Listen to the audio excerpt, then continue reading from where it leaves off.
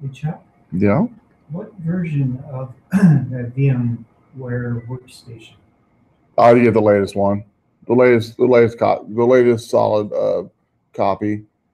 Because when I tried that and it looked like I got an old version of it. An old version. Yeah, because it didn't have the same icon.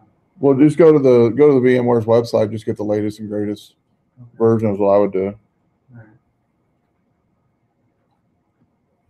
All right, how's everybody doing tonight? Week 11, and we are looking at remote connectivity troubleshooting.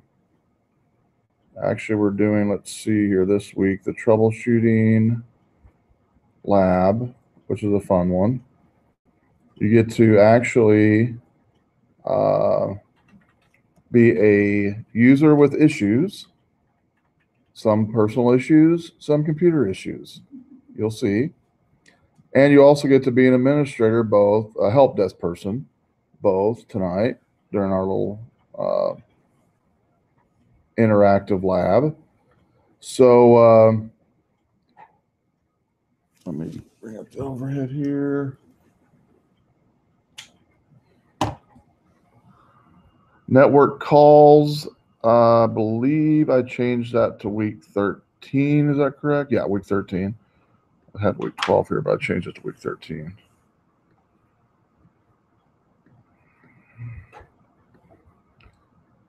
I'll look at that real quick. I think it was actually 12.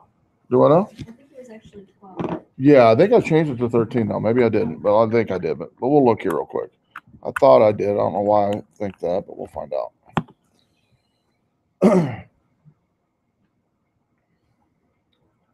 Okay, so let's look at that first. All right, so let's scroll down to week 13. Yeah, week 13 is a network calls assignment due. So we're in week 11, so you'll still have a couple more weeks to work on that. So give yourself, you can probably knock it out in an hour at the most. Get a list of 20 numbers. We went through it last week, but just make sure. Most IT folks will appreciate if you offer the email option of the questions for sure. And if you get basically, I think I hopefully told you last week, if you get one or two out of 20, that's awesome as far as response. That's pretty normal. If you've ever done any cold calling for marketing, which everybody hates getting those numbers or getting those calls, that's why a lot of times you don't get response.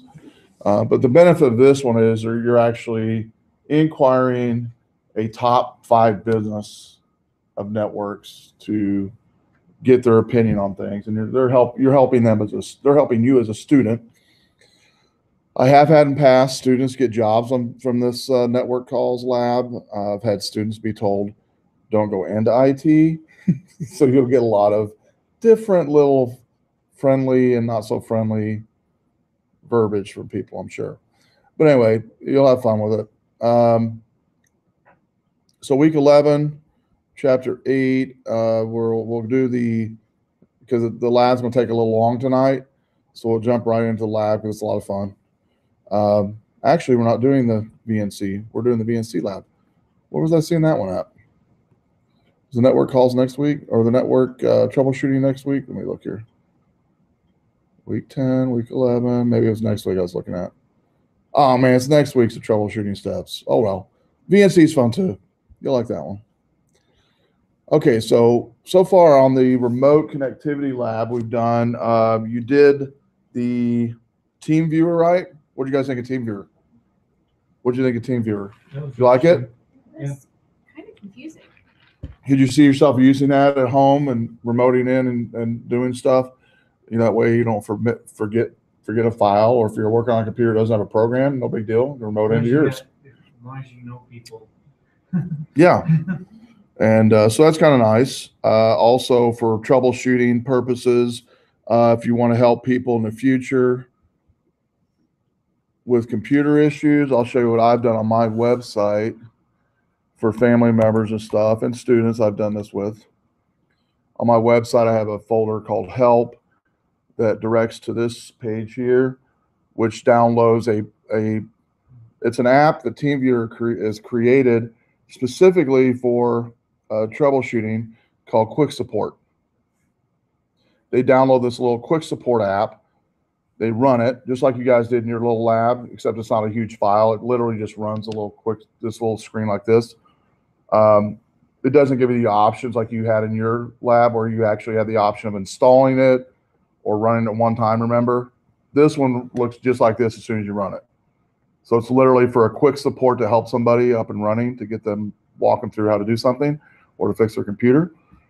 And so I just tell students or whoever, email me, set up a time and date, and then they will, 10 minutes before scheduled time, click here and run this quick support app, and it works for Mac or PC.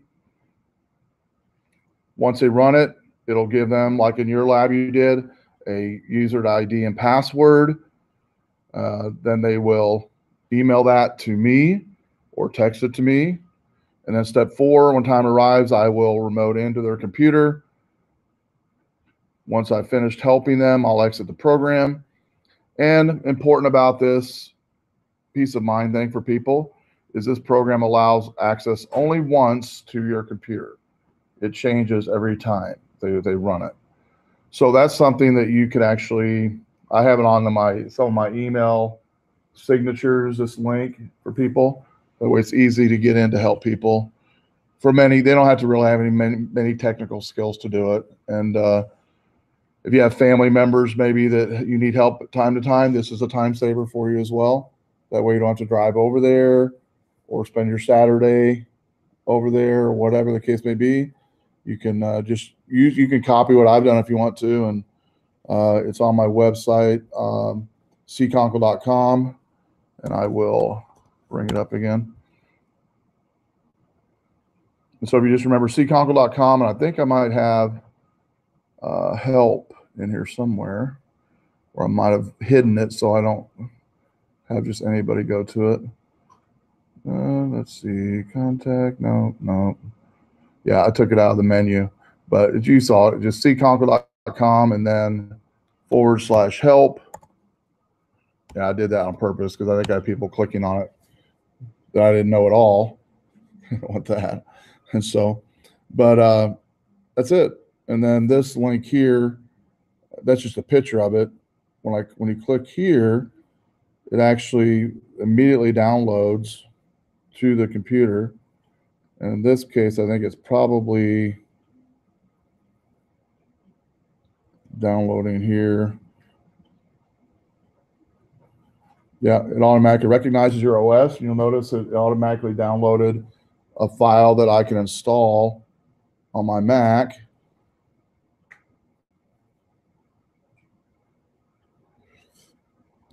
And boom, it can double click on this, and I already have Team installed, so it probably won't let me do it all the way through, but we'll find out. I'll see if it does.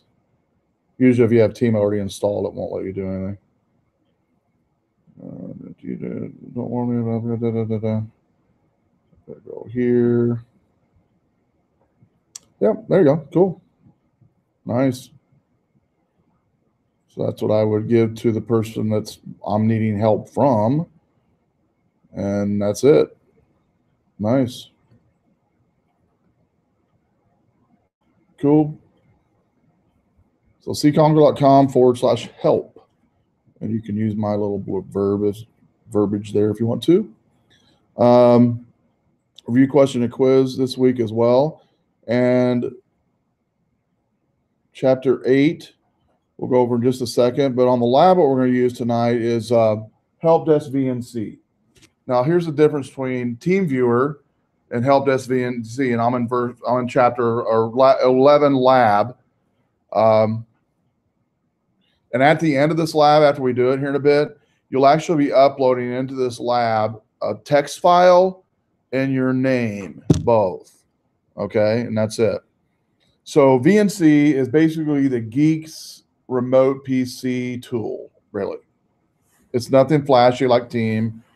It's kind of laggy, unlike Team. All right. It's not beautiful, unlike Team.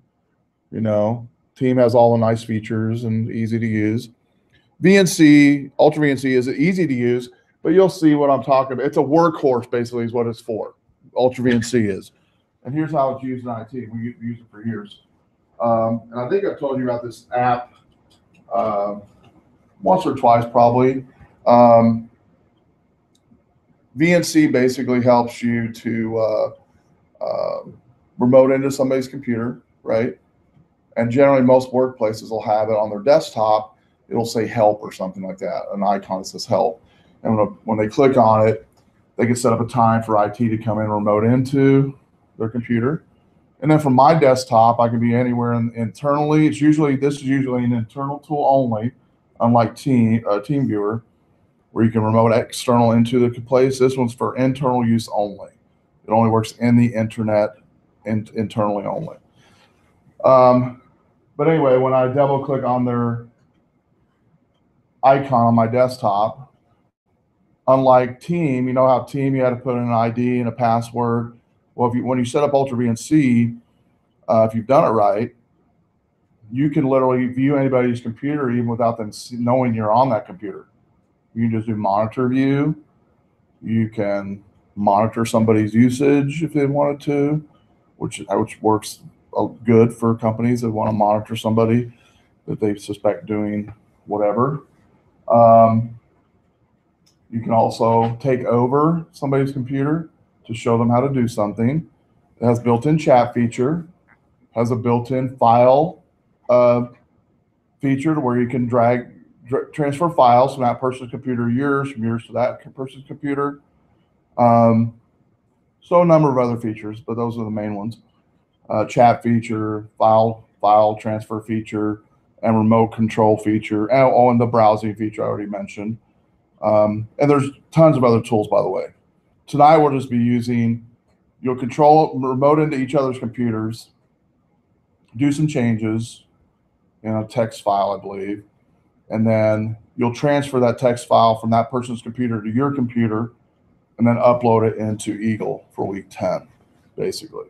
Because a lot of times in IT, we use it to do what we're doing tonight, which is installing an application maybe, or showing somebody how to configure something or use a software tool, or whatever the case may be.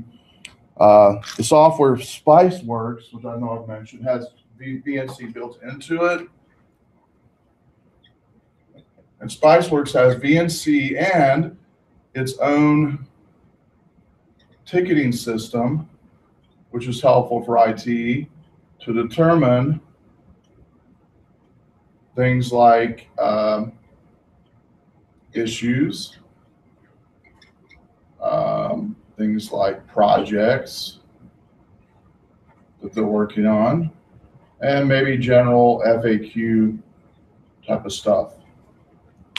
And I'll show you on the overhead real quick, SpiceWorks, what it looks like.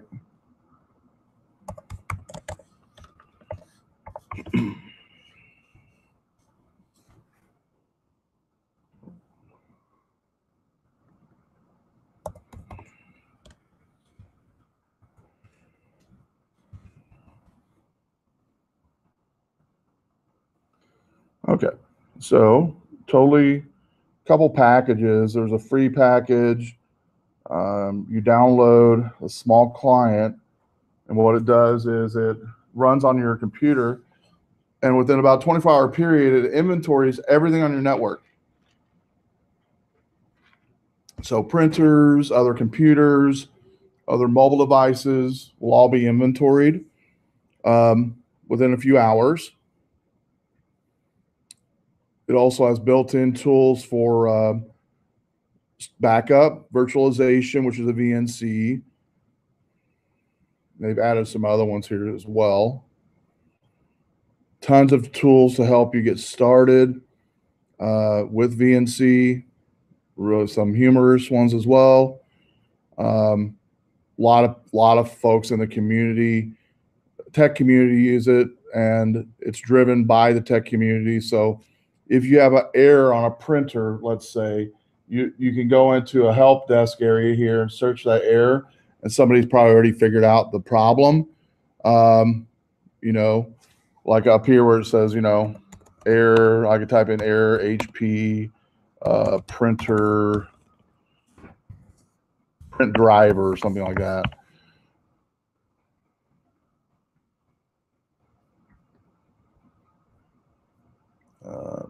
I don't think I spelled driver right.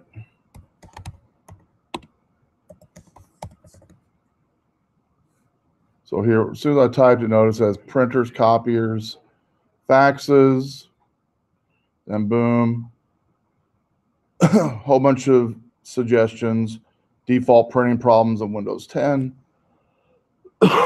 This one's dated April 4th, 2009, which is today. Somebody posted a general help type of thing. And they even have answered questions, subscribing, meetups in your area. So to get started on this, if you want to play with this when you get home, you have to sign up first, and then you can download a tool. I think the most recent, they've been pushing cloud-based only, if I'm not mistaken, on this new upgrade. So I don't know if you're able to download any software anymore on this or not, because it looks like everything might be in the cloud possibly. Let me see here. My computer here. It's been a while since I've logged in on this computer.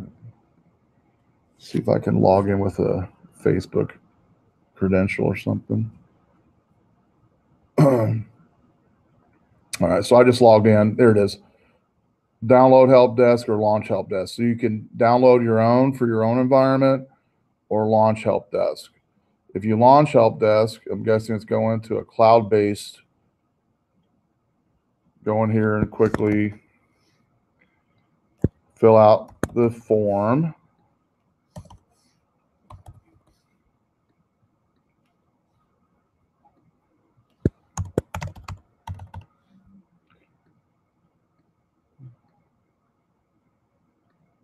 Yeah, I'm not a robot.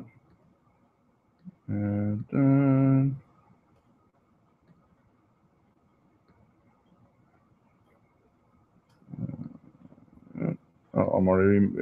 already have an email.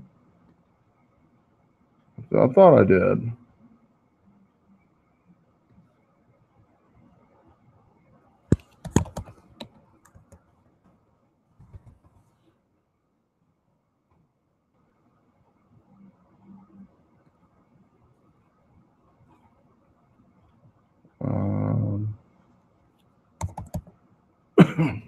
Just do here RVC pct110, and I'll do RVC pct110 for domain.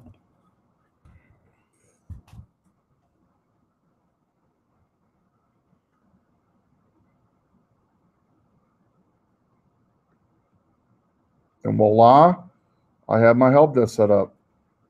And I can actually start setting this up and sending it to people.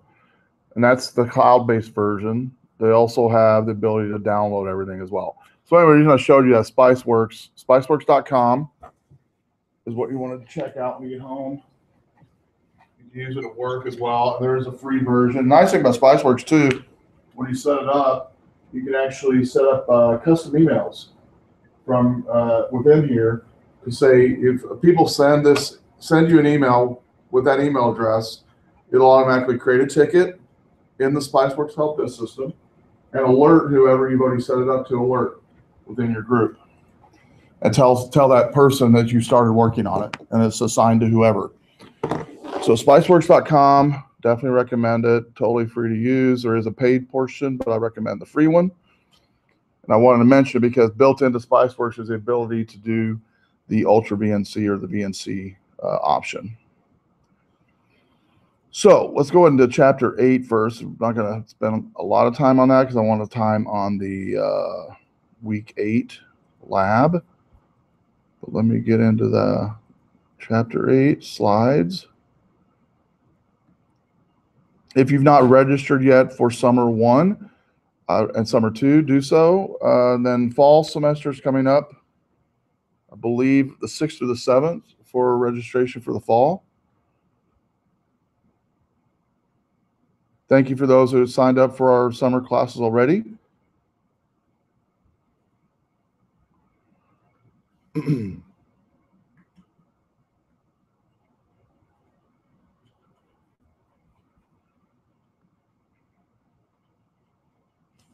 This chapter is over wireless networking. How many set up at your own Wi-Fi network at home, or you've played with it at least before? Cool. So many of you have already. And this is what really popular within workplaces. Every workplace pretty much has a guest account for people and their own internal wireless network. So we're going to jump into the different types of Wi-Fi, the history a little bit. So one of the new ones on the block is, well, it's not new. It's called the wireless spectrum. Basically, the way wireless works, just like anything in the air, it's controlled by the FCC. But the different spectrums of wireless Wi-Fi, and like air traffic control, each one of these have different levels of communication, and they're called spectrums. And so the spectrums don't clash because of the whatever gigahertz are on. An example here, it says that it has 9 kilohertz and between 9 kilohertz and 300 gigahertz is the range of different spectrums available. Wireless services associated with one area, like here in the school or in this room. What do we have available here? Let's see. Okay, in our room, you can get your phones out and look if you want with me. We've got RBC. What else we got? Somebody tell me what else you see in there. Chromecast? What do you see? Chromecast? Chromecast? Yeah, actually, if you look at the top of the room in the middle, see that little dongle and that wire hanging down? That's the Chromecast. In fact, that's the one I installed last semester. I never took home. That's why it says Chromecast Conco B. That's me. And the reason I installed it, by the way, was for my Android class to remote in to show their device on the screen. We have what else? What else do you guys see? Chromecast. What else?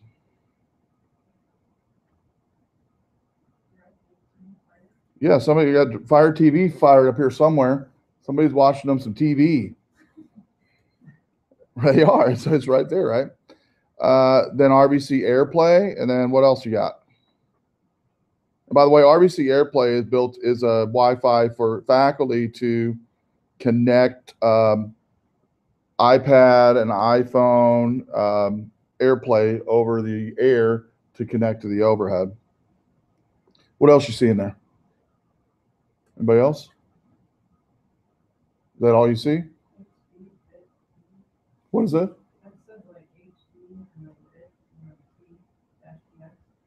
What else you guys see besides that? You see RBC guest, RBC key. Anything else? Chromecast Conco. Yeah, Chromecast Conco up there. Now I'm going to turn on one here. Do you guys see a hotspot that's had my name on it, like Conco phone or something? Conco iPhone? Do you see that available? Mm-mm.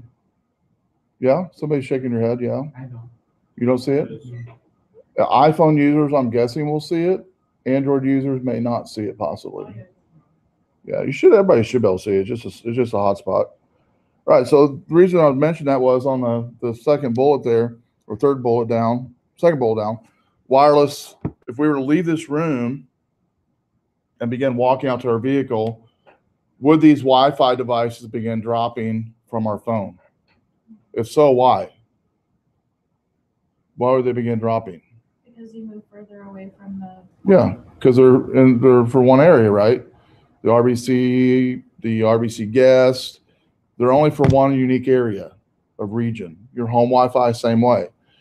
Now, just like everything I said over the air, FCC oversees everything, which they should, frequency-wise, that's over there. So CB radio, not walkie-talkie, but CB, ham radio, your emergency channels, even television over the air, the digital to FM radio, AM radio, cell towers, anything that's air related, FCC is over those frequencies for those communications.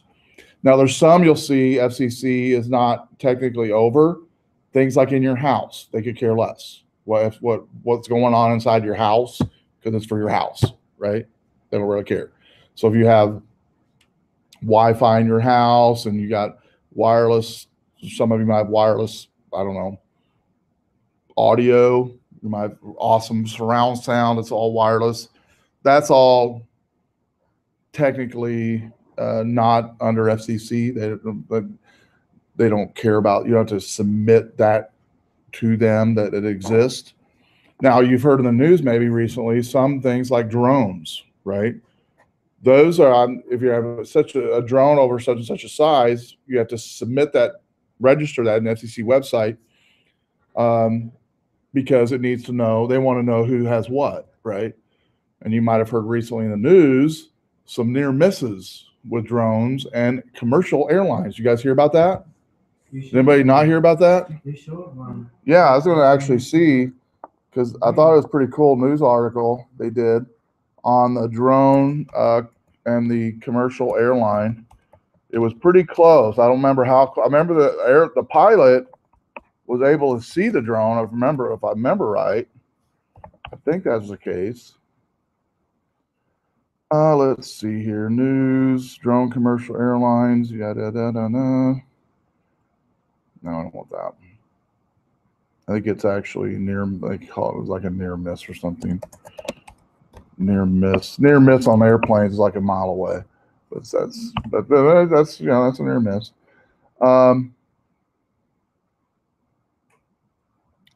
Again, I don't think this is it, but Logan flight and near miss with drone near Glasgow Airport. That's not the one I was thinking of, but we'll see here what it says. Okay.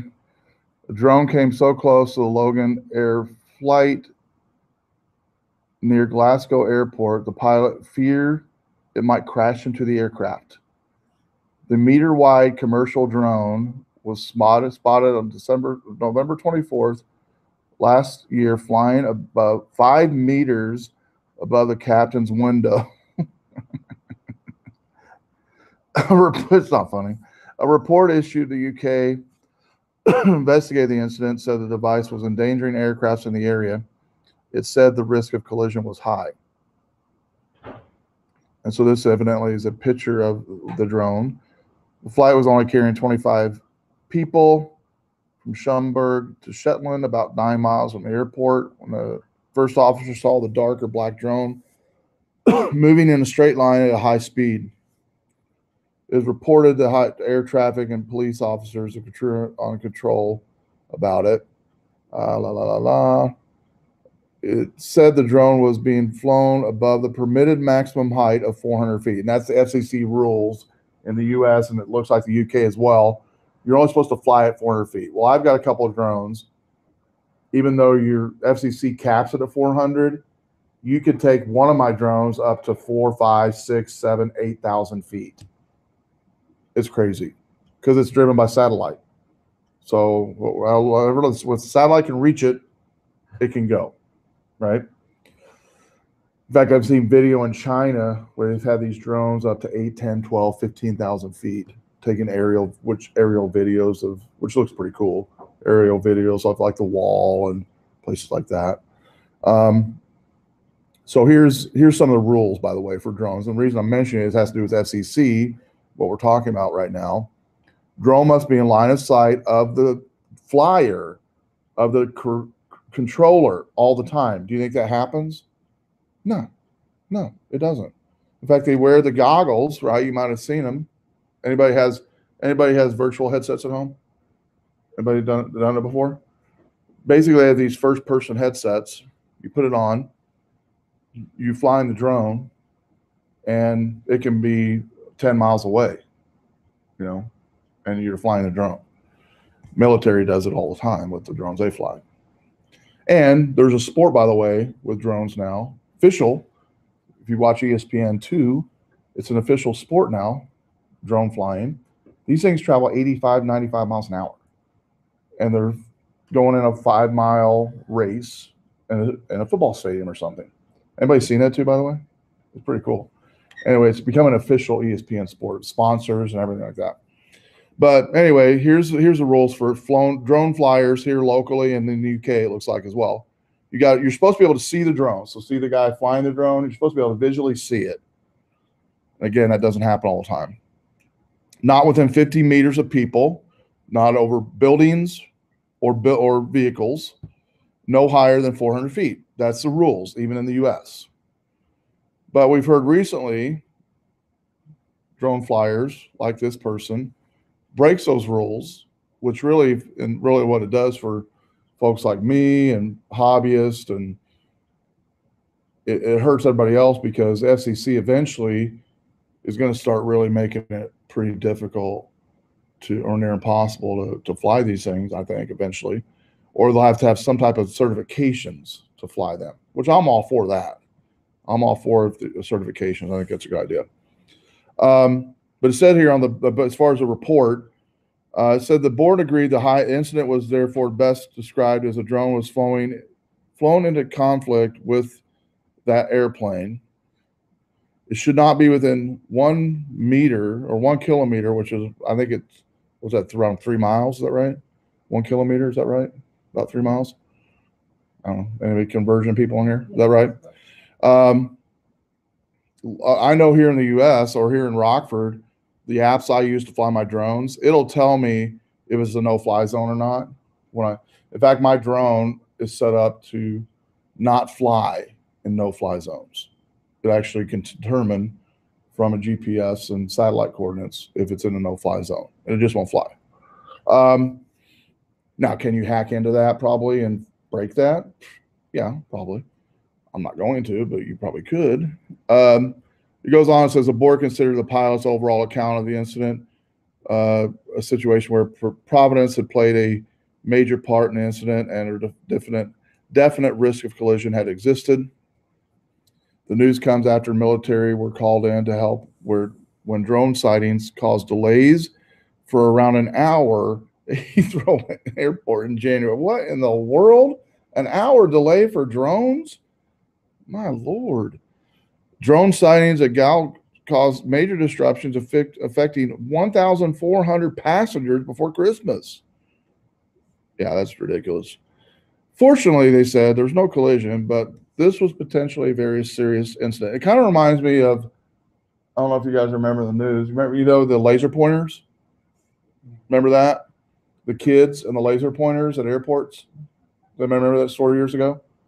They'd be at the airport watching airplanes fly off like a lot of kids do, but they would actually bring laser pointers and point it into the pilot's eyes as they were circling around the airport. Not just kids. I'm saying kids. Probably adults in there too, I'm guessing. But yeah, it kind of reminds me of that. We're at the level maybe where it's kind of getting a little out of hand. It goes on and says, in line with other carriers, we support the views of the UK government, civil aviation, yada, yada. Flagrant misuse of drones near airports will represent a very major hazard. I know here in the US, you can't be within 10 miles of an airport, I think, and fly, or 5 miles. Maybe it's 5 miles. 5 miles. It's more than 3, I know that. Anyway, I just thought, what's it say here? The pilot was flying at 1,200 feet at the time. He saw the device about 2 miles east, and it came within 20 feet of the aircraft. 20 feet? 20 feet of the aircraft? That's from here to the office door there. That's ridiculous. Because you have to consider a near miss. I have a friend of mine, he's works at O'Hare as a commercial flight, what do you call it? Flight controller in the controller booth, manages all the flights in the air. Near miss is 1 mile. This was 20 feet. And those planes are traveling at what? 400 to 600 miles an hour. So how fast was the drone going? Anyway, I just thought that was interesting. Okay, back to regular channel. So FCC rolls all the Wi-Fi, everything over the air. Here's some of the spectrums. I mentioned these earlier already, but notice you got radio, marine, aeronautical, AM radios, shortwave radio, FM radio, television, L-band satellite, cellular phones, wireless LAN, C-band satellite, K-band, and other satellites, all within the 9 hertz to the 300 gigahertz frequency. So, characteristics of all wireless, it falls on a layer 3 of the OSI model. Difference in wired, like we have in here and at your workplace or home, is a transmission. It's no fixed path. It bounces on walls and ceilings, you'll see in a second. So everything you're working off of in your house, Wi-Fi, signals are bouncing all the time, right? You don't see it, but they are. And sometimes signal bounces good because it elongates that signal. Antennas, I think most of your antennas you get today from Wi-Fi access points are hidden. You don't even see them anymore. When they first came out, those of you might remember, like Linksys had the antenna, two antennas at least on all their devices. Everybody remember that when Linksys first came out with the Wi-Fi devices? Now you go out and buy a Linksys, all the antennas are embedded in the hardware, right? They're hidden because they made them more, they made the antennas stronger actually and been able to do it by hiding them versus external. And you're limited to what you should be in the house as far as the signal strength length. The antenna adds as a signal transmission reception, same frequency on each antenna, same channel, because your Wi-Fi's have different channels like 1 through 11 that you can set. So here's an example of the signals between two devices. You'll notice it's both are hooked to wired somewhere. Same as your house. You have Xfinity coming into your modem, and maybe that modem serves as your cable modem, plus it serves as your Wi-Fi access point as well, possibly, or your Wi-Fi server. Wi-Fi transmission sends out to your computers at home, and we could pretend the one on the right is your laptop and the one on the left is the actual access point from Xfinity. The antenna has different types of patterns. You do a radiation pattern, which is 3-dimensional. All electromagnetic energy is sent and received. Directional antenna issues signals along a signal direction only. This way, this way, this way, that's it. Omnidirectional from all different directions. And then range, you can even limit the range, which is what's called an MTU setting in your Wi-Fi access point. MTU has signal strength of 1 to 10. All right, MTU, I think some maximum transfer unit. I can't remember what the acronym stands for. But anyway, MTU is basically the setting in your Wi-Fi access point to determine how, the strength of that signal, how far it goes out. And you can limit it and hone it back or go as further as you want it to be. By default, it generally is set at like a 3 or a 2, something like that. But anyway, all businesses, by the way, use this MTU to make sure the Wi-Fi doesn't extend the wall of the building. Because you might have, one of the things we did years ago here, not too many years ago, maybe 2-3 years ago, we did ward driving. You guys ever heard of that? You ever heard of ward driving? You never heard of ward driving? This is an educational night of videos. Okay, well, I'm actually going to go to my, before I forget, we do have an upcoming White Hat event coming up called Hacker Night, the 24th of April. It's going to be in the Mac Lab. Besides this semester, we used to have it every semester, once a month. Hack Nights is a place to come in. So fourth Wednesday of each semester. We're only going to have one this semester, which is April 24th. We're going to talk that night on what's coming up. We're looking at doing a digital hive here on campus, where we'll have things like to play with in this digital hive.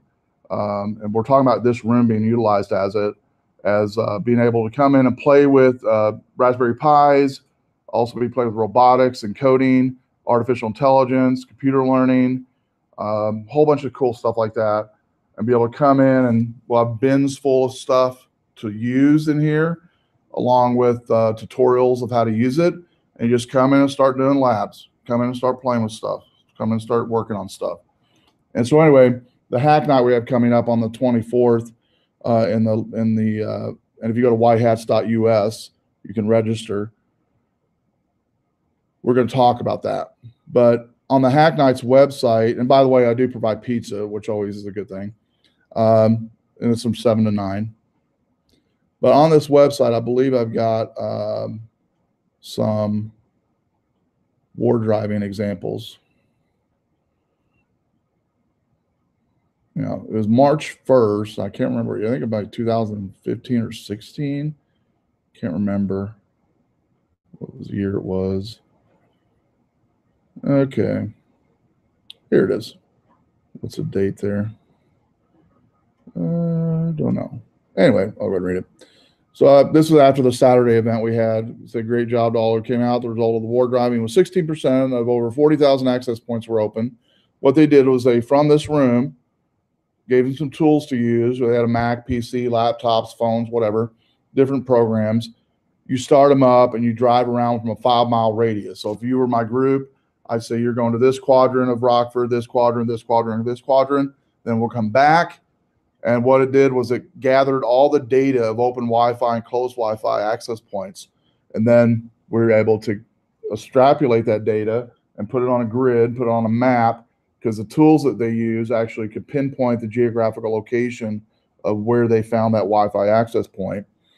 And anyway, one of the tools that was used, we watched this video, I'll show you in a second, was about war driving, where you basically, there's a yearly event in Vegas that goes over this, where you get your Mac or lap, go into a laptop and go in a car and drive around Vegas to determine how many open Wi-Fis there are and split up into groups. And I think it looks like we covered a 10-mile radius on that one. Look for open WEP, WPA access points. And anyway, let's look at this little video. I'll plug in the speaker for us to hear this. What happens is, because we are qualified licensed penetration testers and those types of things, we sign. I got my little Wi-Fi thing right here. These are war drivers. They're doing a demo from Florida, I think, on this one.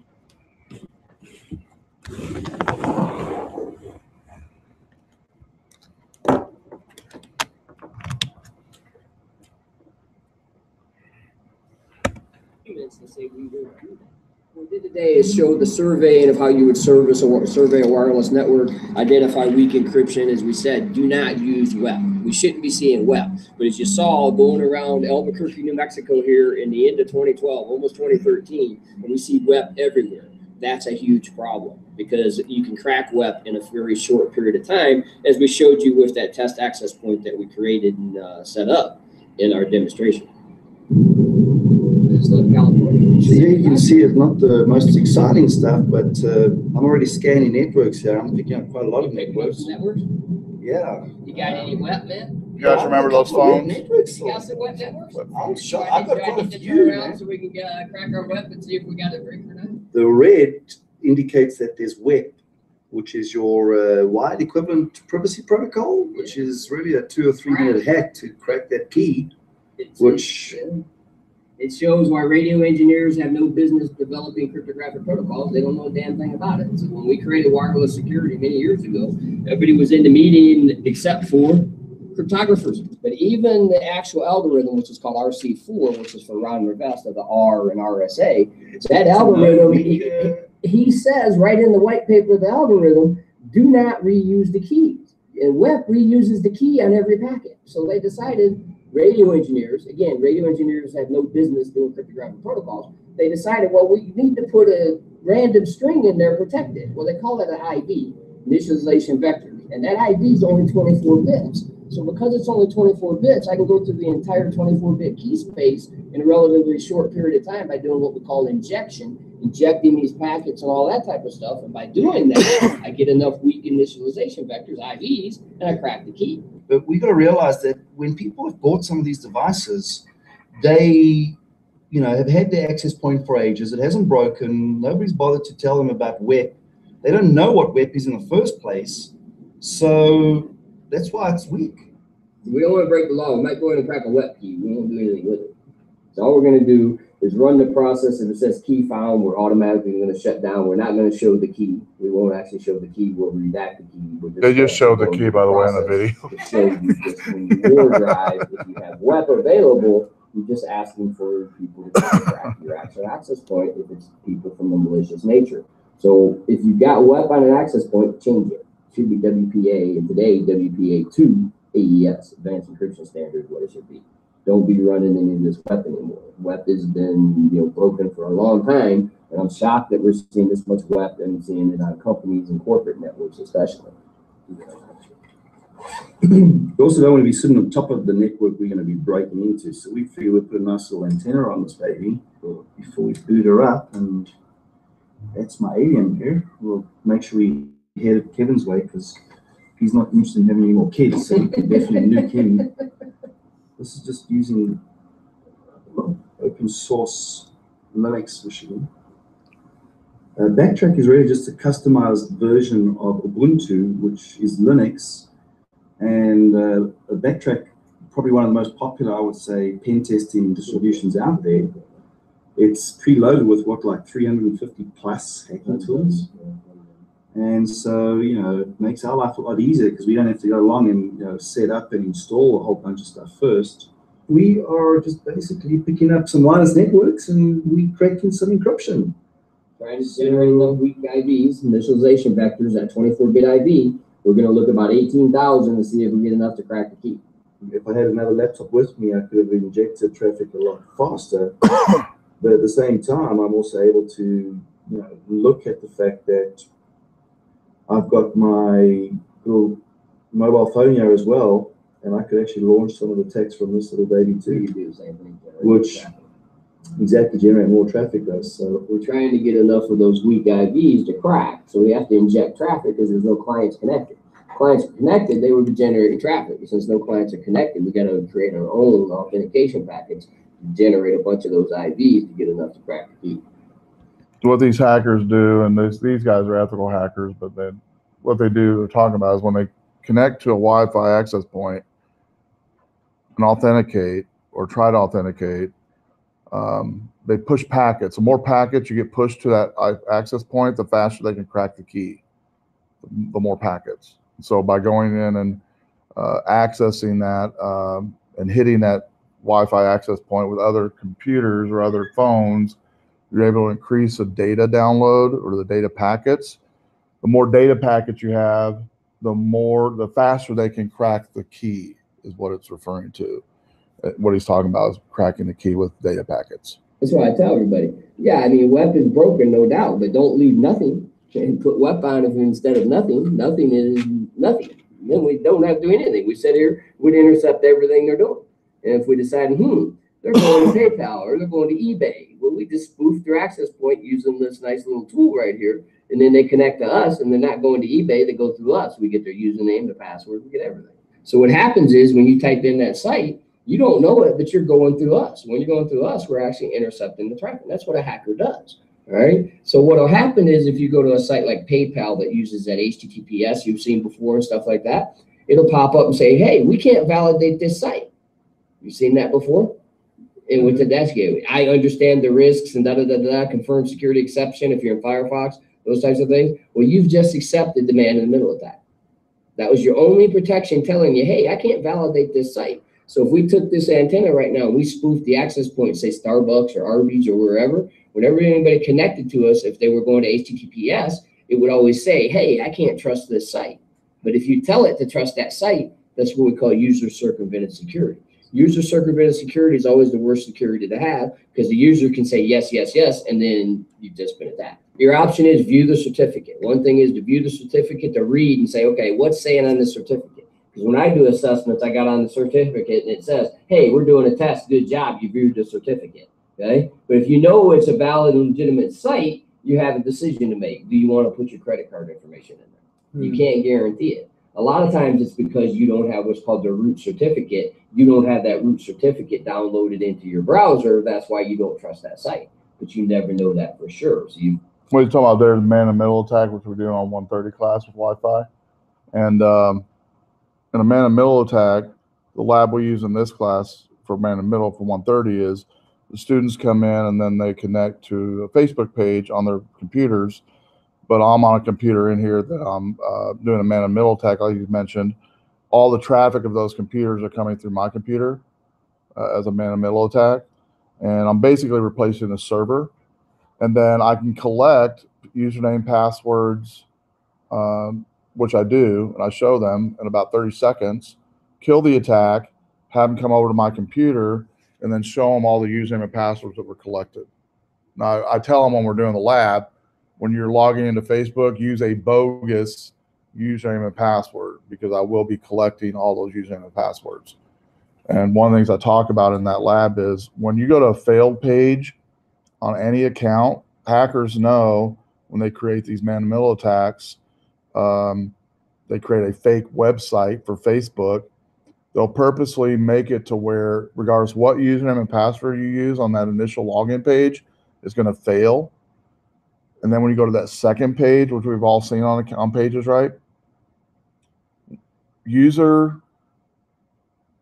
People have the tendency within about 2 minutes when they go to a failed login page to use every password that they use within that 2 minutes. Meaning the hacker not only has now your email that you use for Facebook or whatever, but they now have the passwords that you use for every single account. And human nature is most people use the same email, and those, with a combination of those passwords, they can now get into that user's, with that user's history on that computer now that they have, they can get into their bank account, credit card information within seconds.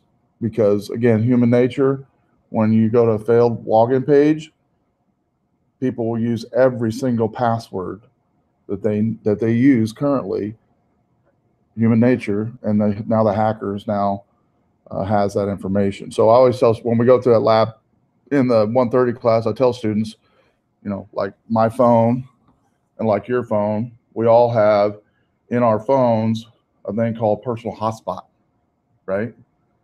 If you don't have personal hotspot, you more than likely do and you don't know it. You can turn it on, use the personal hotspot to connect your laptop or your tablet. Don't use free Wi-Fi, because really technically you're not going to know whether you're going to be sometimes a victim of man-in-the-middle attack. Does that make sense? Because the only way you're going to know it is, like he mentioned in the video, if you go to a secure website on a man-in-the-middle attack, it'll give you that security warning of, oh, you're trying to go to your bank account, but I'm not being able to secure this on the secure channel.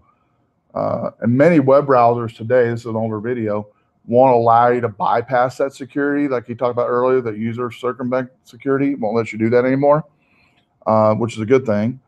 But the way hackers get around that is you can create a fake certificate on your computer, on a laptop, that is going to serve as a man-in-the-middle attack.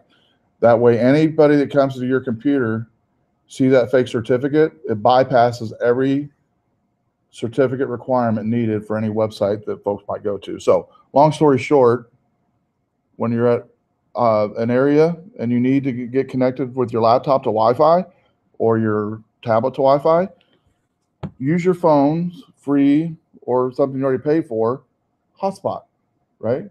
Use that, because you're using your data and you're using your connection versus possibly a man-in-the-middle attack. Make sense? All right, so that's war driving. Basically, there's also on the war driving instructions, here's some instructions that we use that Saturday, which fits well with what we're talking about tonight. You need for war driving, and it's not illegal to do a war drive, by the way. like you said in the video, unless you're cracking codes, you're just basically collecting data as you're driving. You're collecting access points, whether they're open or closed or whatever. So we want to make sure on a war drive that you're running Windows 7, 8, or even 10, works with Mac, Linux, whatever. For Windows 7, 10 users, vistumbler.net, Windows XP, where nobody has that anymore. Linux, Kismet, Mac, Kismac is some of the apps. VI Stumbler. Here is VI Stumbler's website, and where you can go in and download the latest and greatest. It's currently available for Windows 10. Install it. When you run it, here's what's going to start happening. It'll start scanning your environment. Like in here, if we ran it, it would see the RVC account, the RVC guest account, and any other accounts you saw earlier, along with the signal strength, the channel it's on, what authentication it's on. Is it WEP, WPA? Is it open? Meaning no authentication. Then once you get enough data, you can export it to as a CSV. Then we export it into a spreadsheet. When they came back, they exported it into a spreadsheet, and they're able to see that traffic in a spreadsheet format. I actually had saved a picture too, if I can find it, of the war drive. Let's see here, war drive results maybe. There we go. Yeah, here it is. War driving results. Blow this up a little bit. So on the day we did war driving results for 33,245 access points within a 2-hour period on March 1st, 2014. WPA 26,831 was collected. WEP open, no security whatsoever. 6,414 households and businesses had total open Wi-Fi as you drove by. That's like their network's not password protected Nope, kind of thing? just get in. Get in, start browsing, start doing stuff. Then WPA, as far as percentage, so 80% were WPA, which is good. WPA is better security, but as he mentioned in the video, this is 2014, which is, 5 years ago. 20% is WEP, and I guarantee you, if I drove around tonight, there's still people that have WEP connections open. I guarantee it. Might not be as high number, hopefully, but I guarantee that still have people that use it. Because again, and one of the reasons people use WEP, by the way, is for the no password reason. They don't want to give people passwords. They don't want to remember passwords, so they just leave it open. It's convenient, right? That's why people do it.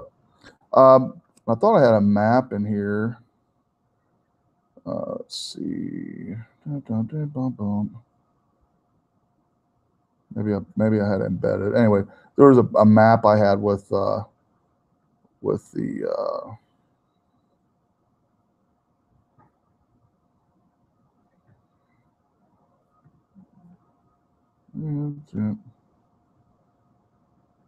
that's registrations. Nope, that's not it.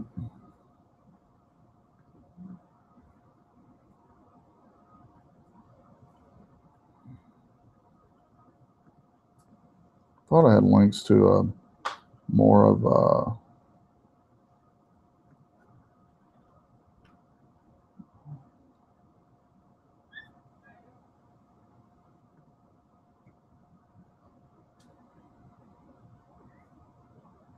here we go. That's what I was looking for.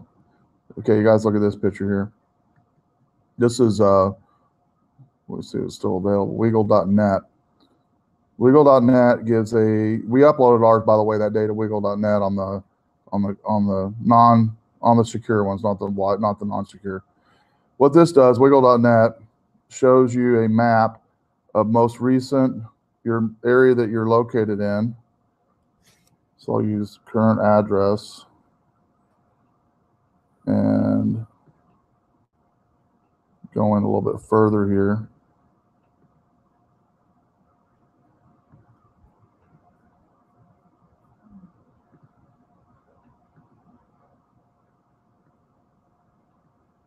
Okay, so I'm trying to zoom in to our area. And now I'm going to do, let's see, filter. Let's do standard.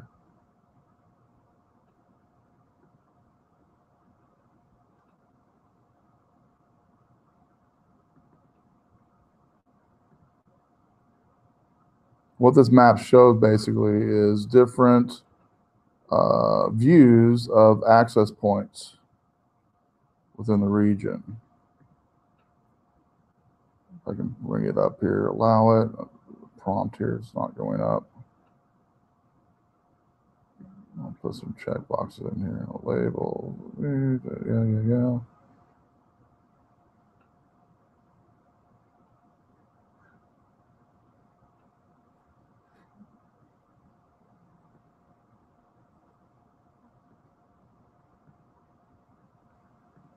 Let's do night vision. Let's see that way.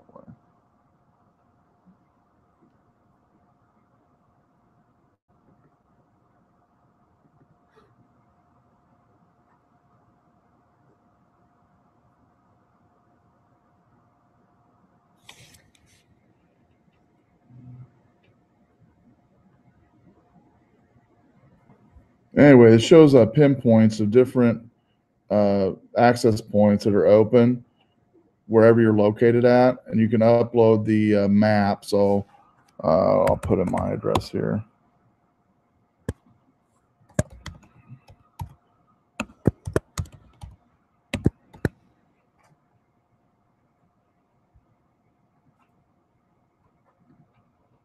For whatever reason, it's not showing the.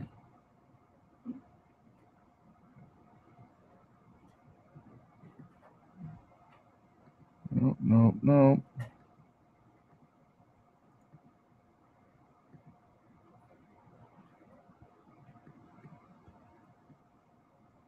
Not showing my pins like usual. Basic search, map.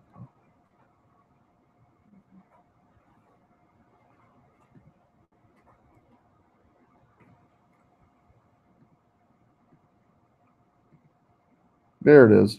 Okay. If you look on the overhead, see these little dots? These little dots that are coming into play?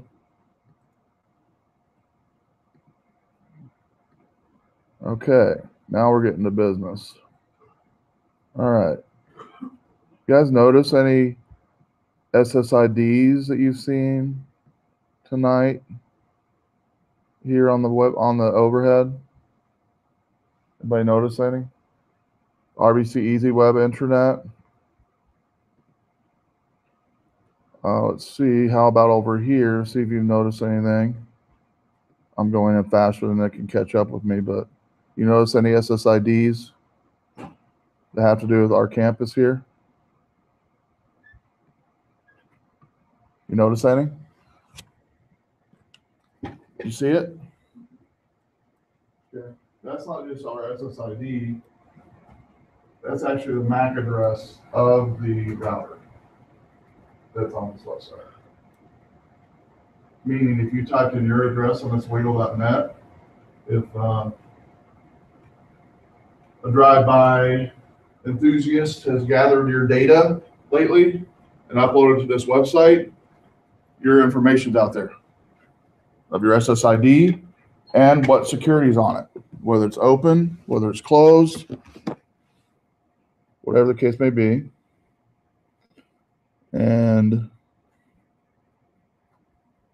you know, you can even do labels of, there's even no label ones. If you do the no label ones on the search, you even get bigger results.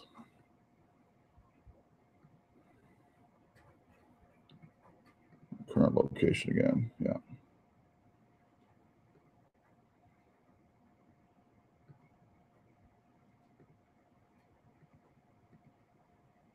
So anyway, wiggle.net, taking up a lot of bandwidth on it. So let's do this. I'm going to go bust right into the lab. We're running later on time. Got caught up in the Wi-Fi stuff. That's okay. All right. And the website we were just on, by the way, to find everything that we just found was the whitehats.us. It is our domain that we use for our hack nights, whitehats.us. And we do stuff like we just did tonight. We just go in there and hack around and learn some stuff. All right, so if everybody go into week 11 lab, we're going to do quickly the VNC lab. You'll need to work with a partner on this. You'll need to install and download VNC first, which I'll switch to my computer here to show you how easy that is. So if everybody goes to week 11 and go to the lab.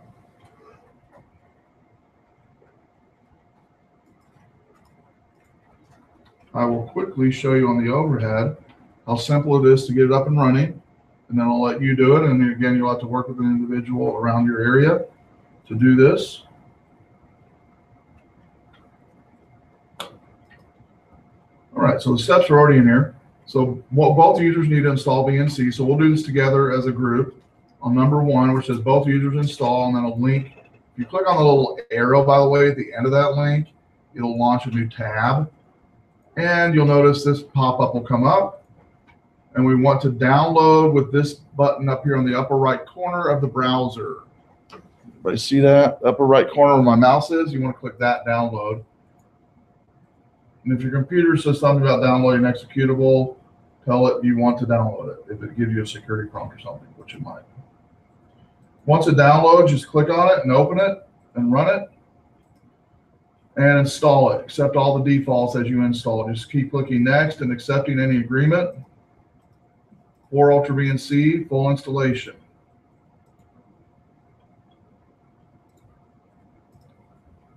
Just keep clicking until you install it all the way. And if it asks you to agree with something, agree with it. You don't have to check any extra check boxes or nothing.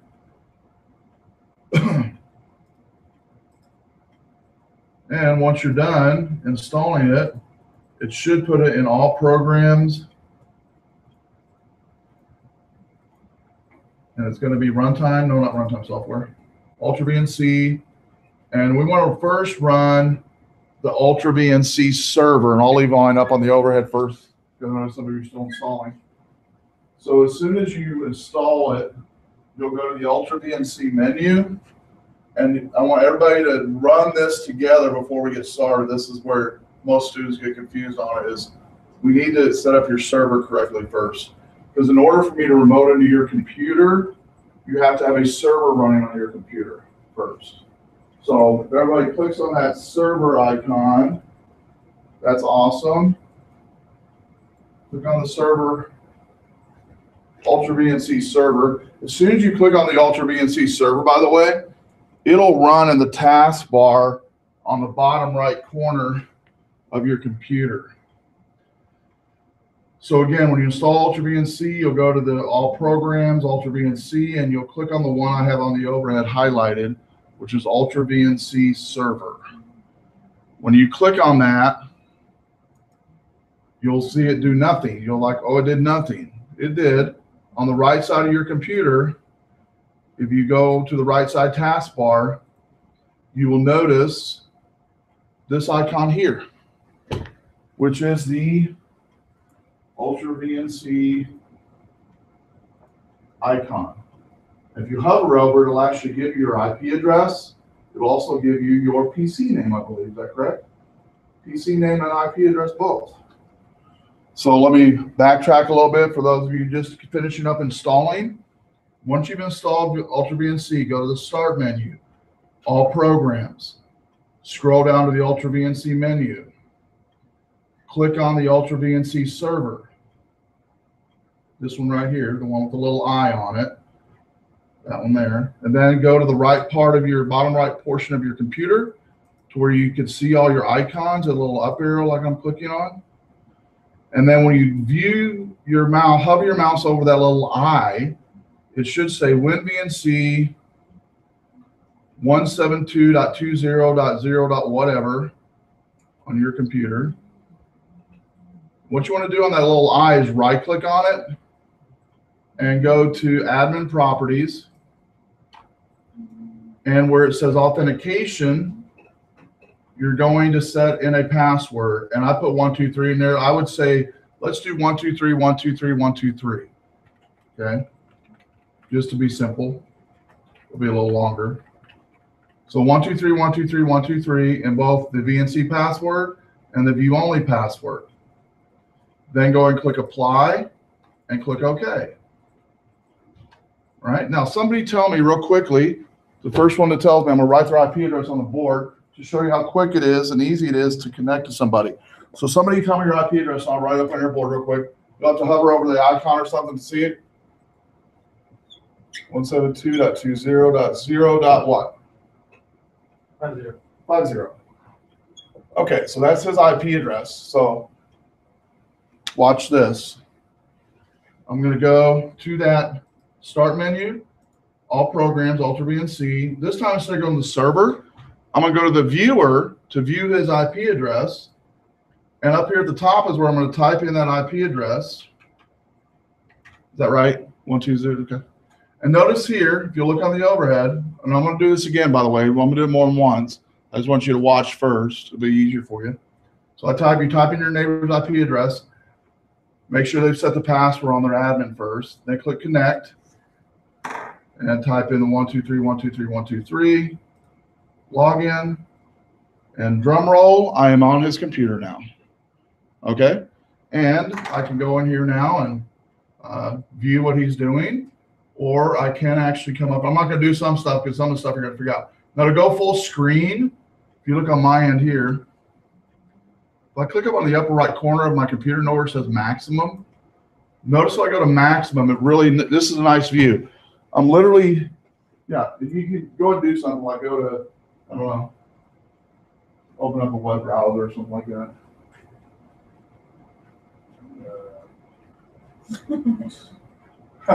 Yeah, you see the refresh rate's terrible on this.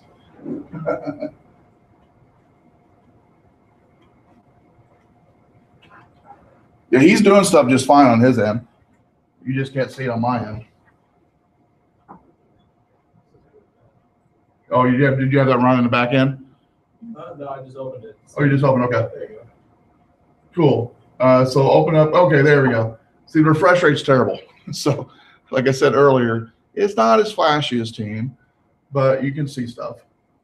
And so I could, I'm in full, I'm actually in the mode connected to him as controlling him. That's why you're not able to see things. Good on the overhead? Yeah. That's right. And then to disconnect from his computer, if you look on the overhead, if you hover over the top of the middle of the computer, there's a little X here. I can click X up here, and now I'm disconnected from his computer. So I just showed you how to set up a server on each other, then how to VNC. So each person's going to take turns adminning into each other's computer. You're going to start Notepad on each other's computer, get the IP address of that computer, put it on the first line, get the computer name of the employee PC, put it on the second line, start a chat feature, and you'll have to figure out where that's at. And on the number 4 chat feature, you're going to ask your neighbor their favorite food. You'll put that on the 4th line, favorite movie on the 5th line. Save that notepad on their computer as your last name, .txt. You'll use a transfer. You'll have to figure that out as well. There's a transfer file area. Transfer that text file to your computer. That's what you'll upload inside of week 11 lab and put your name. And I'll kind of walk around and help. Okay? So you will need a partner to do this with. So you need to get with somebody and find out their IP address. You want everybody to have a partner. You can work with more than one person if you want to. You want to make sure everybody has the ability to be an admin on everybody's machine. Did you install it okay? Yeah. Okay. Did you run the server first? Yeah. Okay, so you're ready to do the steps we just talked about on the overhead in week 11 lab. So run the viewer. I put in her IP address there. She'll tell you what it is. You want to be my partner? Sure. Okay, cool. Everybody have a partner over here? Yeah. Cool. All right, so I will tell you my IP address, and then I'll have you tell me yours. Is All that right. the, what I put in the BNC server? Yeah, the easiest way to find it, if you hover over that little I, it'll tell you your IP. So it's I just need the last two digits. 49. 49. Mine's 41. So both of ours is 172.20.0 dot. Yours is 49, right? Yeah. Okay. Well, I'll do, if you won't mind, I will connect to you first, and then I'll have you connect to me second. Okay? Okay. Oh, Okay.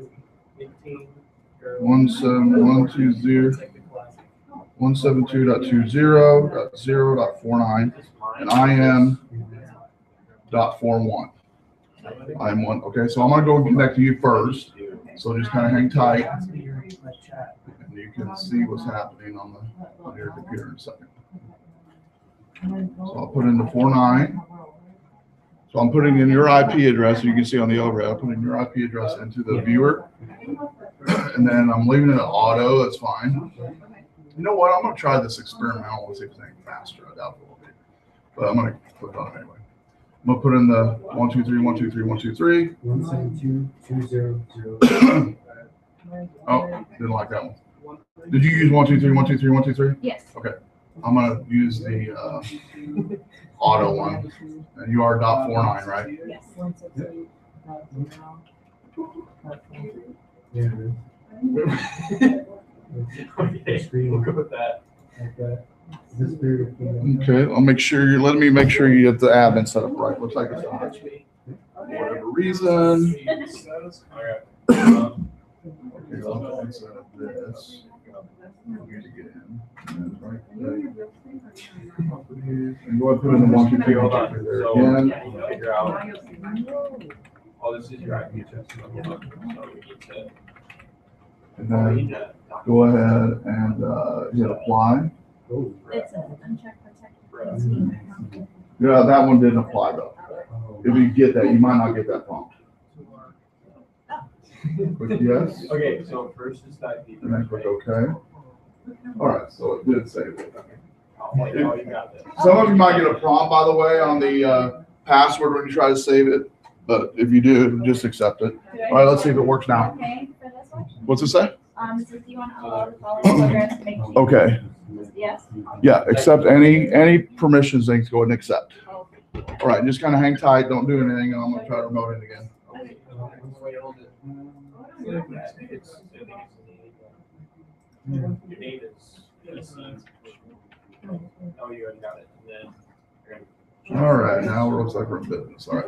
So I'll go in control now. So first thing I'm going to do is start Notepad on your computer. Right. And so I'm going to go and expand it first to where I can see everything better. One of the things you'll notice is that it's kind of hard to see everything. So I'm going to try to. Yeah.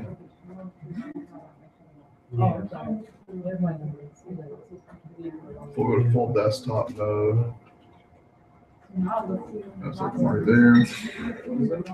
Okay, see, I took it. When I bring my mouse down, I can see your start button, but I couldn't see it till I brought it down. So just know that would be good.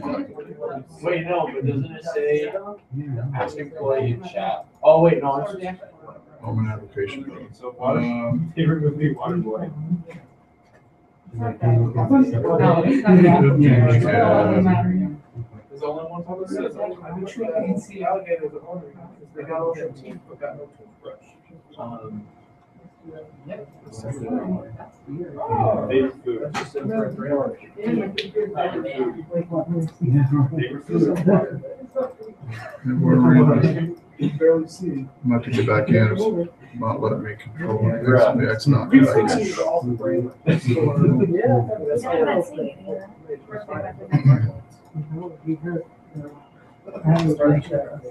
Hold on. First line. Like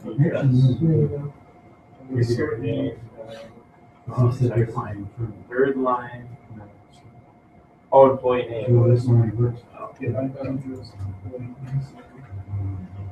I had to enable, I had to come up here and enable the remote computer for whatever reason it wasn't letting me on. All right, so I'm gonna start Notepad first. You can,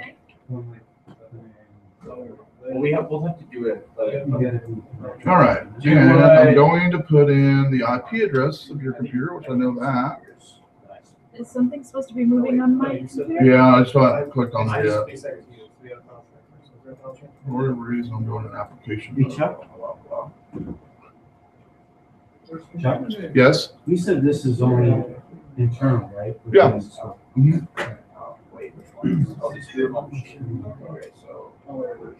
Whatever reason, disable mode, enable mode.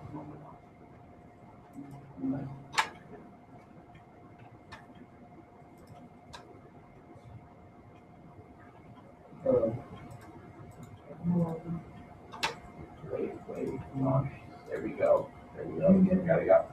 Got something. Yeah. Good boy. Okay. Okay. Try it again Oh, you here. good. You good, my boy. Just like when I put Let me see if I can find. There it is. Probably. For whatever reason, Should I just submit it as this? unable to get the thing up.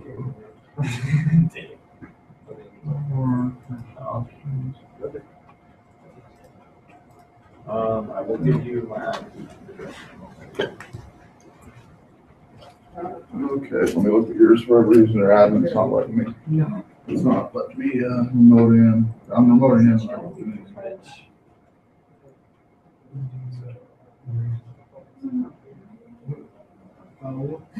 Okay.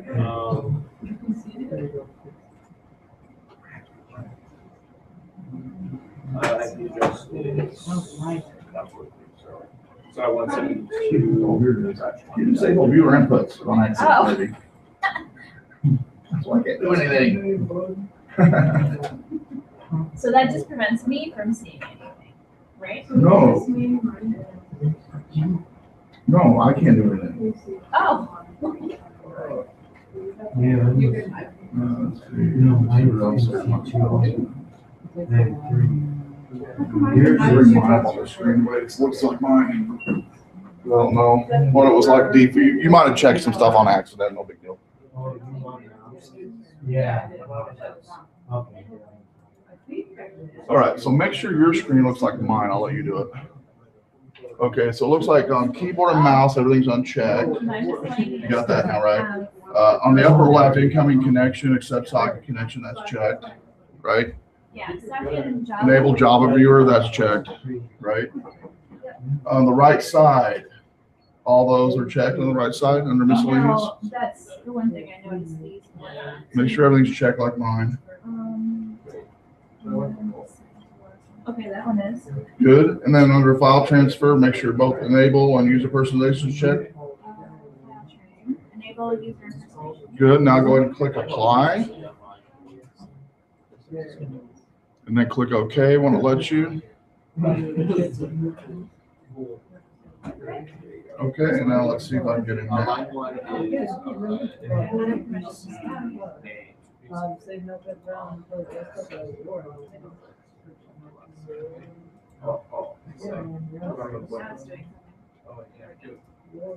Now I will do stuff. Yay. Okay. Your desktop? No, that's you. Are you 4.9? Yeah. Yeah, this is you. I just closed your file. I closed your browser. Oh. That was your browser, right? I closed Oh, it. yeah. So I'm control now. I'm in control of your computer now. I can do a lot of stuff. All right, so first thing is number 1. I'm putting in your IP address. So you know what that is. So I'm just going to type it in. 549. Good. Number 2, what do I need to do? I need to get the name of your employee PC again. I can come down here to your icon, hover over, or probably the easiest way to get it quicker, we come to the start menu, right click on computer, go to properties, And the name of your computer is pc21382. PC Printed out at home. 21382, is that right? Yeah. Okay. Then number 3, Fighting. let's see, I need to start the chat feature. Let's see if I can figure that out. And on the chat feature, I'm going to go ahead and I know I'm going to ask these 2 questions. Favorite food, favorite movie. Right. So at the top here, one of these is chat features. Chat. Oh, Chat. All right. So I'm going to type in here. What You can just put down is your fave food question mark? And then you'll go to reply. You want to make sure you select the location for both sides. So the left side is yours. Cool. And then the second question, favorite movie. Just like Movie.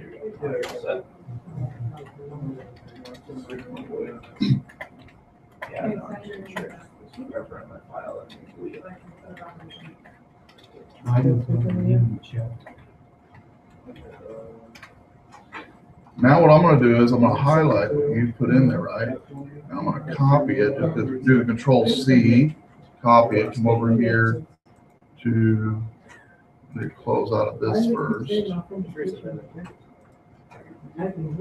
Close out of that. Can I sign it again? Paste. All right. Now I'm going to save this to your desktop with my last name. That's the next step here, right there. So I'm going to put concal dot. Just put concal and put txt on the end of it. Done. Close that out. I'll close this out too. So we're done with that. Now what I'd like to do is, let's see, transfer that file from your computer to my computer using Ultra VNC. So let's look up here, open file transfer. All right, on the left side is me. On the right side is you. See where it says remote here? That's you, remote computer. This is me. I'm going to double click on desktop because that's where I saved it at. There is my concal text I just saved. See it? Then I'll come on the left side, click on desktop. That's me. And I'm going to click on this to make sure it's there. And I'm going to receive that file. Boom, it just brought it on my desktop. Now I've got it. Now I can then exit out of this connection. And if you come look at my computer real quick, there is that concal file that I just created on your computer. On my computer. Nice. Cool. Now you're going to do the exact opposite. You're going to control into my computer now. Okay. So start button and then your Ultra VNC view. Save. Oh. Ultra, do you want the viewer? Yep. And you'll type in my IP address. 4.1, I believe, right? Yeah, .41, I think is the last 4.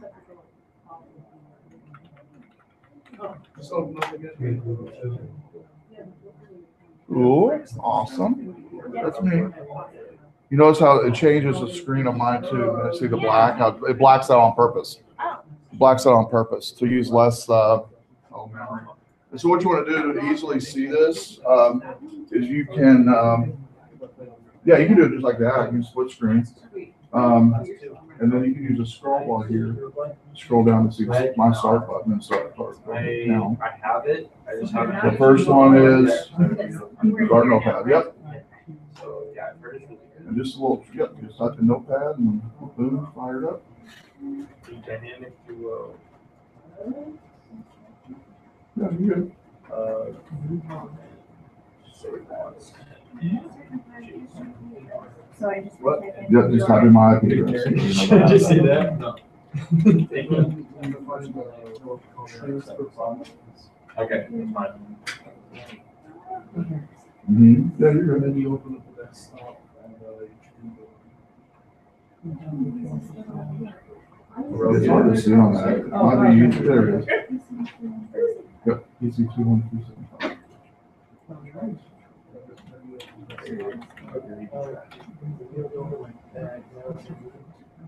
Oh, boy. Chat feature is the one thing that I didn't see where. Yeah, you'll get it.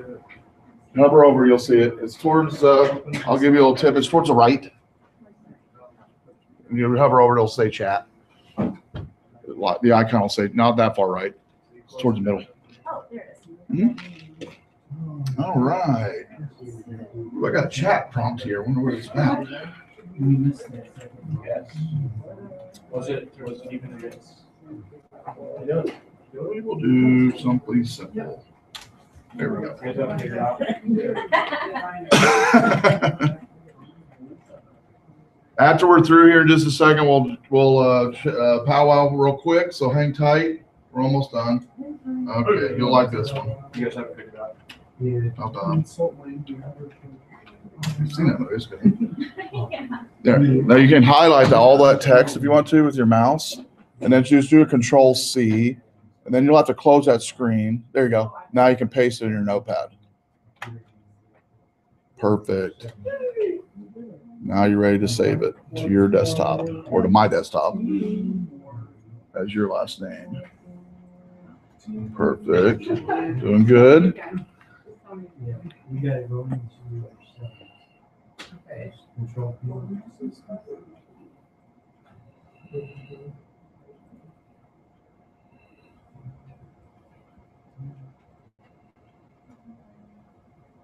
You see the file transfer at the top? One of those icons up there is for file transfer. So this is yours. Yeah, where it says local, that's you, and I'm remote. And I would expand the desktop on both sides. So you already got the right side. On the left side, I'd expand yours too. See where it says desktop under local? On the left side, you're good. Nope, down further. You're good.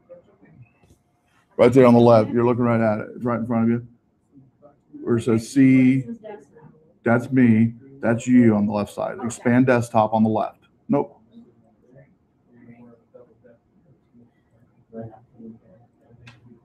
Double, you see desktop? Are you on your desktop now? Cool, you're on your desktop. Okay. That's you on the left, that me on the right.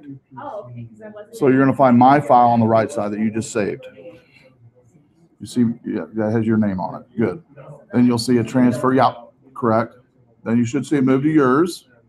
Good. Now you can close that little monitor screen there. You can close out of the Ultra VNC altogether. Do I just close it out? Okay. Yeah, upper right corner. Yep. Now you should see that text file on your desktop, hopefully. Open it up. And that's what you will upload to week 11 lab. Is that text file? Pretty easy, right? Actually, it was rather intimidating by not doing it. That's funny. Yeah, or you just sitting there watching. Yeah. Yeah. Yeah.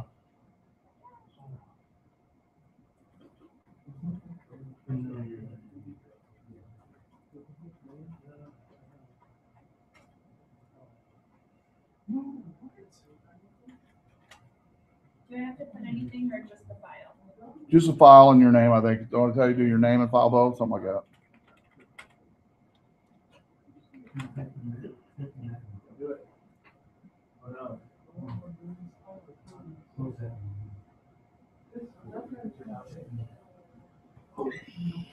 Oh, it's showing mine. That's right. It's showing mine. There's a bunch. Put your debit card in there. So if you, let's say I have my laptop, but then I also have my desktop, this is a way for me to get to my desktop and move files Yeah. that are saved like on my desktop exclusively from one desktop to another. Mm-hmm. Yep. And it has to be on both computers in order for me to do that. Kind of like Right. Server on both. Server has to be on both in order to remote back and forth. Yep.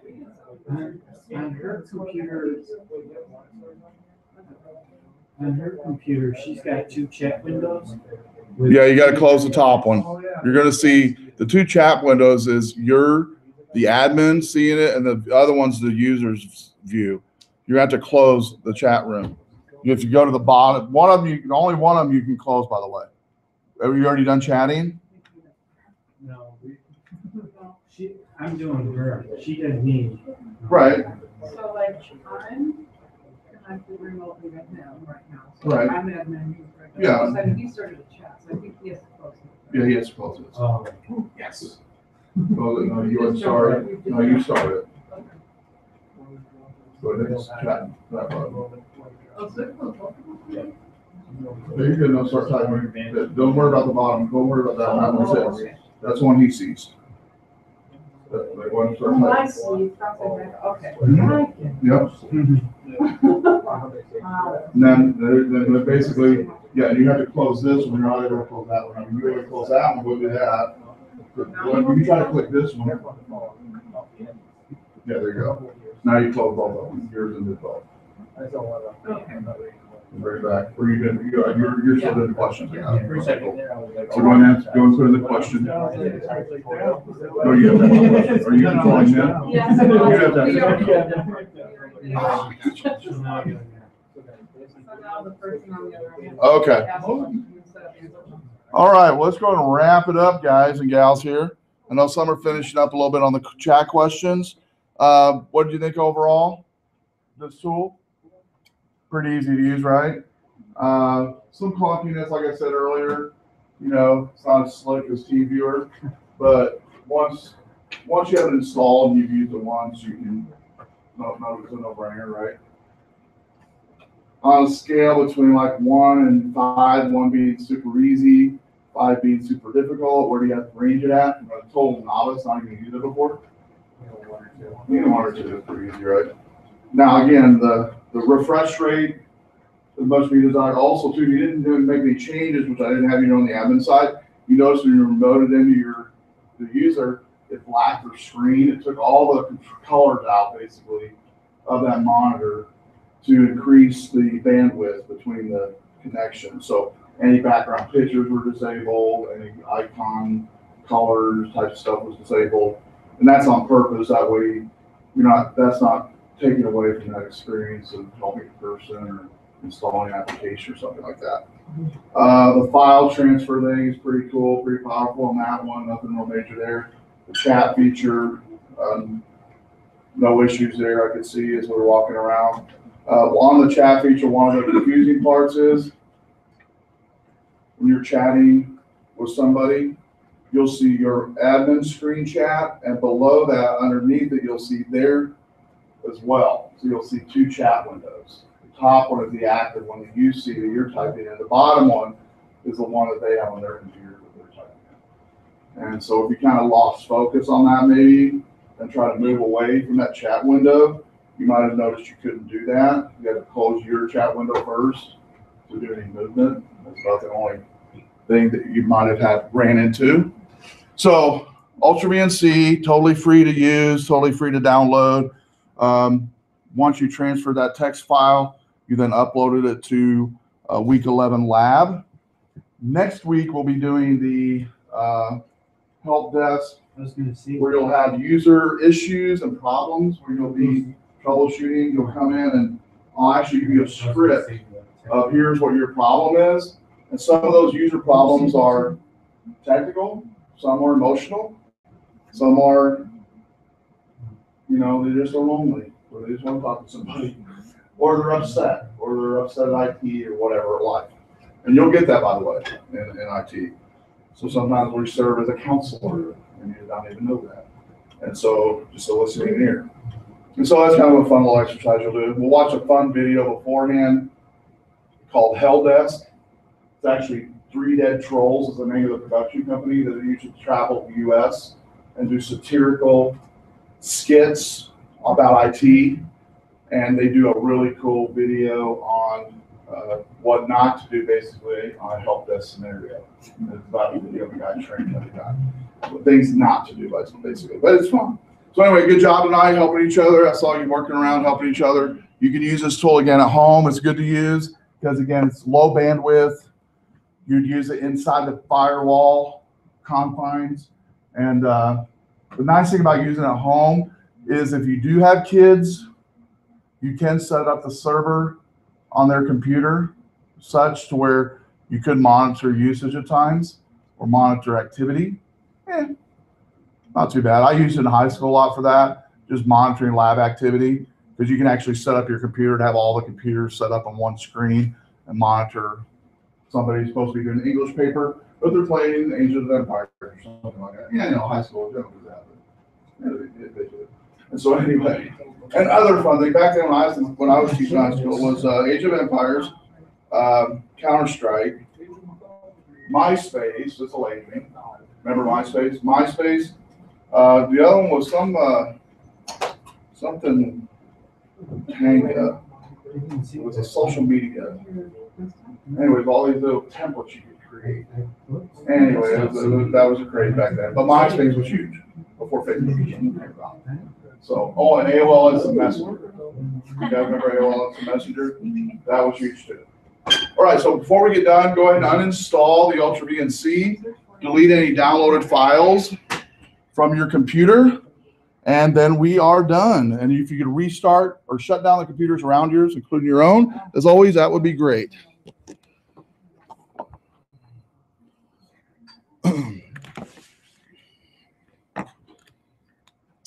All right.